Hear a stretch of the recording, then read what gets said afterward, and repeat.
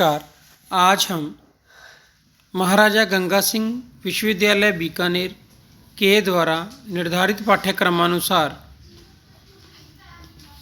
स्नातक द्वितीय वर्ष एवं स्नातकोत्तर उत्तरार्ध के प्रश्न पत्र 6th भारतीय शासन एवं राजनीति के पाठ्यक्रम में से क्षेत्रवाद का अर्थ एवं इसके उदय के कारणों का चिंतन करेंगे।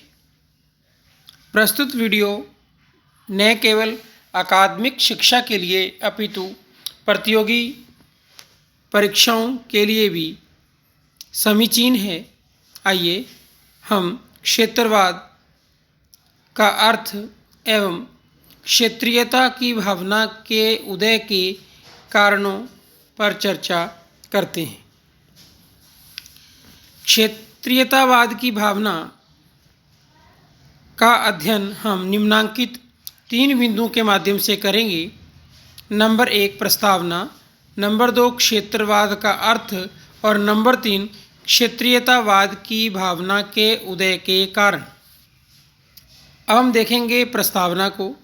प्रस्तावना: क्षेत्रवाद एक ऐसी विचारधारा है जो किसी ऐसे क्षेत्र से संबंधित होती है जो धार्मिक, आर्थिक, सामाजिक या सांस्कृतिक कारणों से अपने पृथक अस्तित्व के लिए जागृत रहती है और प्रतिष्ठा को बनाए रखने के लिए प्रयासरत रहती है।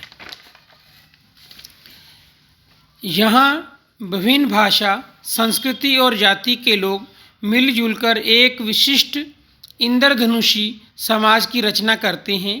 एक राष्ट्र में अनेक उपराष्ट्र हैं जिनकी अपनी भाषा तथा लिपि, साहित्य, संस्कृति, इतिहास, रीति रिवाज, खान पान, रहन सहन, जीवन शैली तथा जीवन दर्शन है। जब यह विशिष्टता स्वयं को सर्वोपरि समझने लगती है, वहीं समस्या का बीजारोपण हो जाता है, अर्थात क्षेत्रीयता की भावना पैदा हो जाती है। अपनी श्रेष्ठता सिद्ध करने की होड़ लग जाती है। सारी ऊर्जा और संस्कृति दूसरी संस्कृति तथा क्षेत्र को नीचा दिखाने में लग जाती है। I am okay, you are not okay की भावना घर कर जाती है।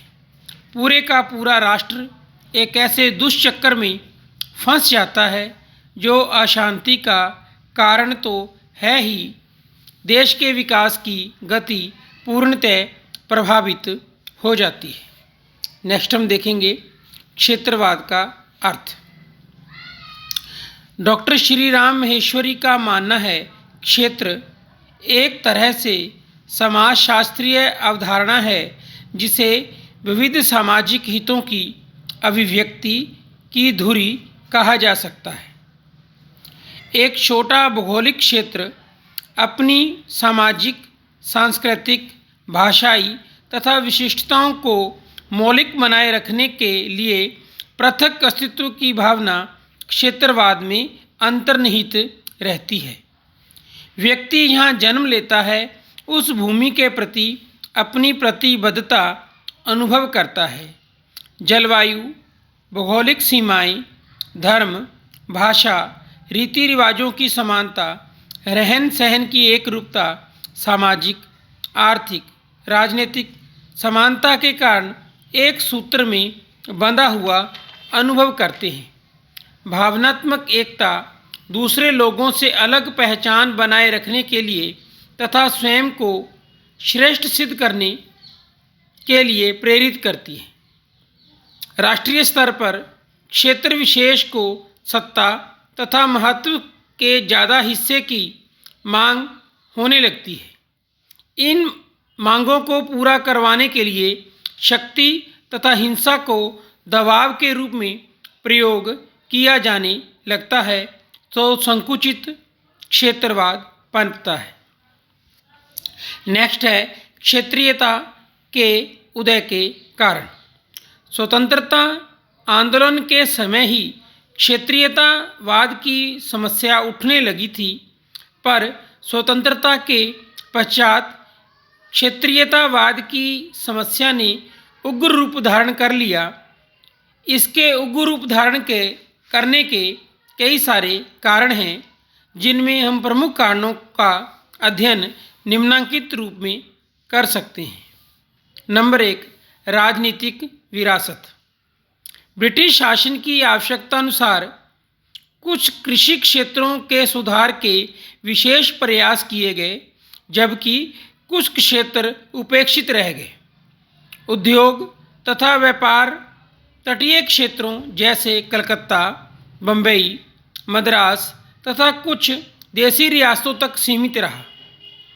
इन कारणों से कुछ क्षेत्रों का तुलनात्मक दृष्टि से समृद्ध विकसित औद्योगिक राज्यों के रूप में उभर कर सामने आ गए, जबकि कुछ क्षेत्र अविकसित रह गए। इस प्रकार अंग्रेजों की राजनीतिक विरासत के कारण भारत में क्षेत्रवाद की भावना का उदय हुआ। नंबर 2, आर्थिक कारण। विकास योजनाओं के सकारात्मक परिणाम तो सामने आए, पर विकास का लाभ सभी राज्यों को समान रूप से नहीं मिल सका। जो क्षेत्र आर्थिक रूप से पिछड़े हुए रह गए, उनके मन में क्षोभ तथा आक्रोश पैदा होना स्वाभाविक था, क्योंकि वे मानते थे कि देश का विकास एकता के सूत्र में बंधे रहने से होगा। लेकिन इसमें केंद्र सरकार की राजनीति के कारण क्षेत्रीयता की भावना पनपी।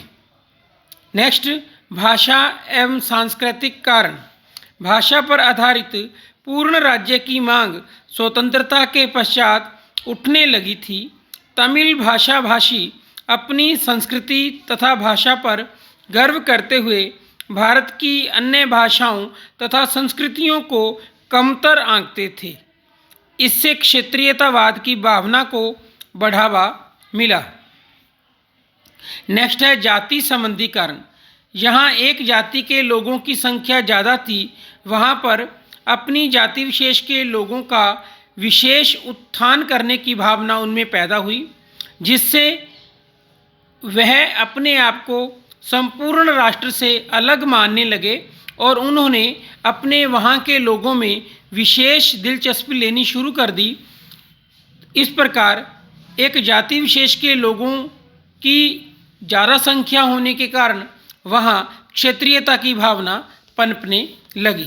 नेक्स्ट है राज्यों के आकार में असमानता। भारत में राज्यों के पुनर्निर्माण में विशिष्टताओं के साथ साथ आकार को ध्यान में नहीं रखा गया। कुछ राज्य तो सार्वभौम राष्ट्रों से भी बड़े हैं, जैसे उत्तर प्रदेश, राजस्थान इत्यादि, जबकि कुछ राज्य जैसे नागालैंड, केरल, मिजोरम आदि बहुत छोटे हैं।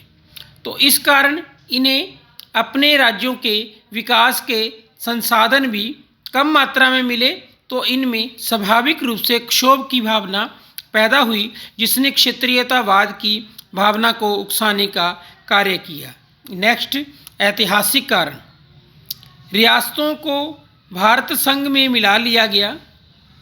इन रियासतों को यह लगता था कि यदि वे भारत संघ में ना मिलते, अलग रहते, तो वे अपनी मौलिक संस्कृति और क्षेत्रीय विशिष्टता को अधिक अच्छी तरह से बनाए रख सकते थे।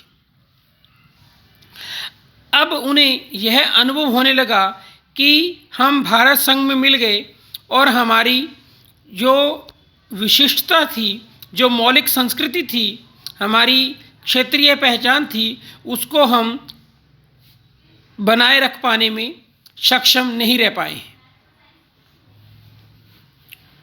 अपनी विशिष्टता को बनाए रखने के साथ साथ सीमित क्षेत्र के कारण शीघ्रातिशीघ्र अपना समग्र विकास भी कर पाते।